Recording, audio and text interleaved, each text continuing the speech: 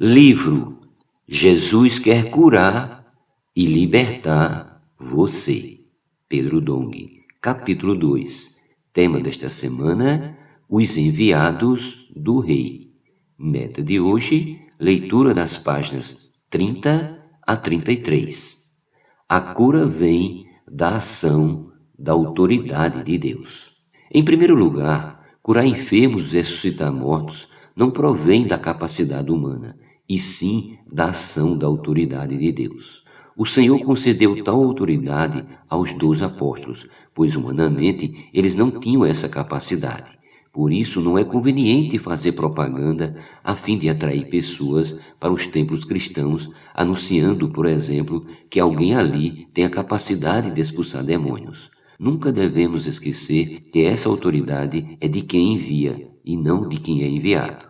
A palavra é confirmada pelos sinais que se seguem. Em segundo lugar, a palavra que recebemos do Senhor, quando somos enviados por Ele, é confirmada pelos sinais que se seguem.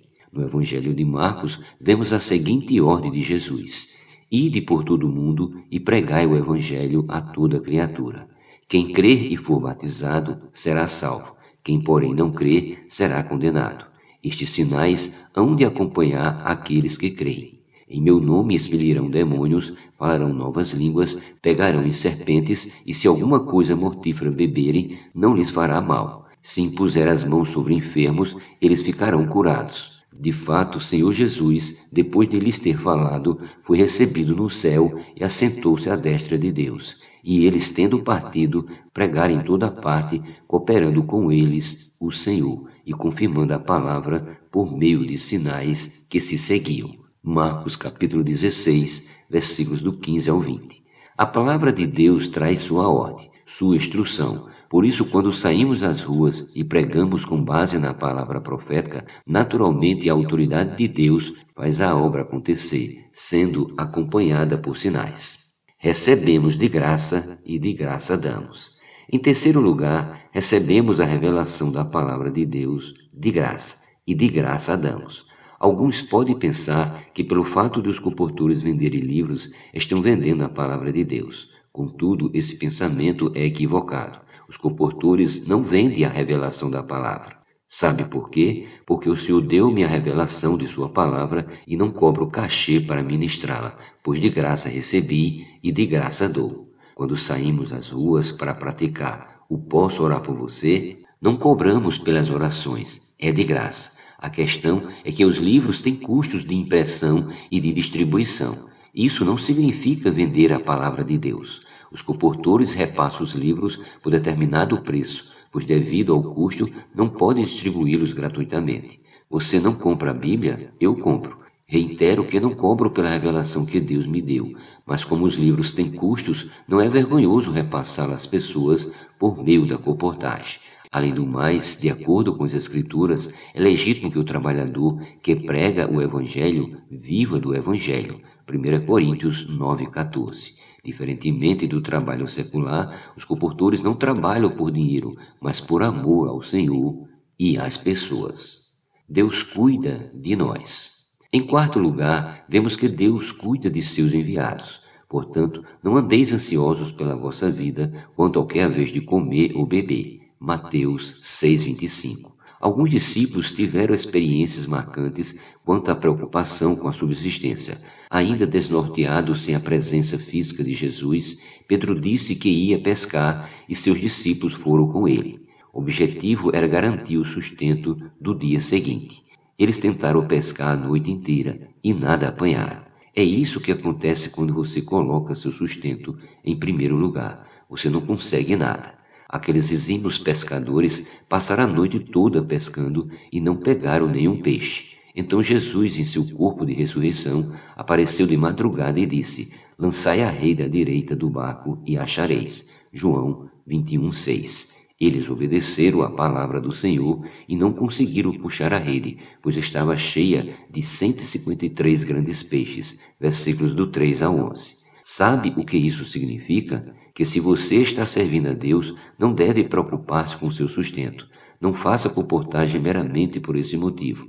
Se você crê, Deus o suprirá abundantemente. No momento em que apareceu aos discípulos, Jesus os supriu com pão e peixe. Versículo 9. Depois disso, Jesus perguntou em outras palavras: Pedro, tu me amas mais do que a tua profissão? Amas-me mais do que teu sustento?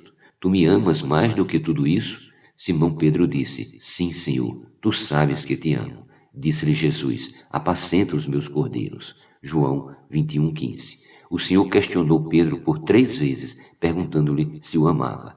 Ele respondeu que sim, e Jesus lhe disse: Apacenta as minhas ovelhas, deixando claro que sua função era apacentar o rebanho do Senhor. Versículo 17.